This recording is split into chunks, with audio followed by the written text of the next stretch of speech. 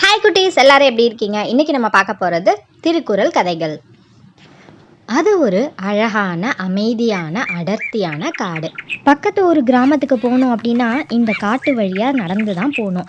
அது மாதிரி தான் ராமு தன்னோட பக்கத்து ஊரில் இருக்கிற நண்பனான சோமுவை பார்த்துட்டு இந்த காட்டு வழியாக தனியாக நடந்து வந்துட்டு இருந்தான். பார்க்கறதுக்கு ரொம்ப பயமாகவும் நிறைய விலங்குகள் சத்தம் போட்டுட்டும் இருந்தது.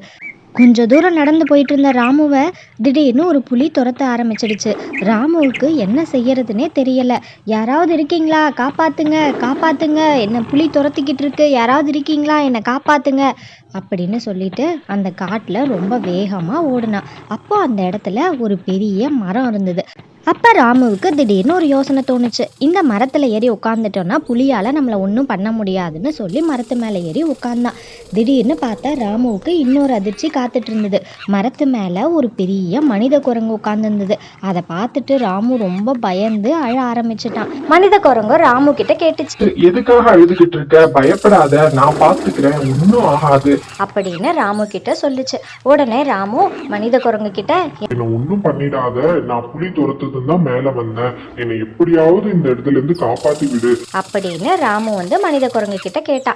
உடனே மனித குரங்கு சொல்லுச்சு, அதுக்கு என்ன, நான் என்னை நம்பி வந்துட்டல்ல, உன்னை நான் கைவிட மாட்டேன், இதுல இருந்து தப்பிக்கிறதுக்கு நான் உனக்கு ஒரு வழி சொல்றேன்னு சொல்லுச்சு. உடனே குரங்கு, நீ கொஞ்ச நேரம் தூங்கு, நான் உன்னை காவல் காத்துக்கிறேன், நான் தூக்கம் வரப்ப நான் தூங்குறேன், நீ என்ன காவல் காத்துக்க சொல்லி ராமு தூங்க ஆரம்பிச்சிட்டான். அவங்க பேசின மாதிரியே மனித குரங்கு தூங்குறப்ப ராமு காவல் காத்தா, ராமு தூங்குறப்ப மனித குரங்கு காவல் காத்துச்சு.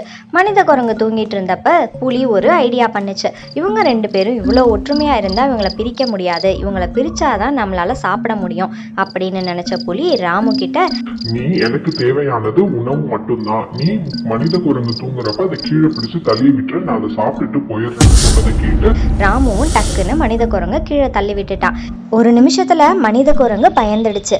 மறுபடியும் புலி தந்திரமா சொல்லுச்சு, எனக்கு தேவையானது அந்த மனுஷன் தான், நீ கிடையாது, மனுஷனோட இயல்பு எப்படின்றதான் நான் உனக்கு காட்டுறதுக்காக தான் இப்படி பண்ணன, நீ நான் உன்னை உயிரோட விட்டுறேன், நீ மேல போயிட்டு அந்த மனுஷனை கீழே தள்ளி விடு அப்படின்னு சொல்லுச்சு.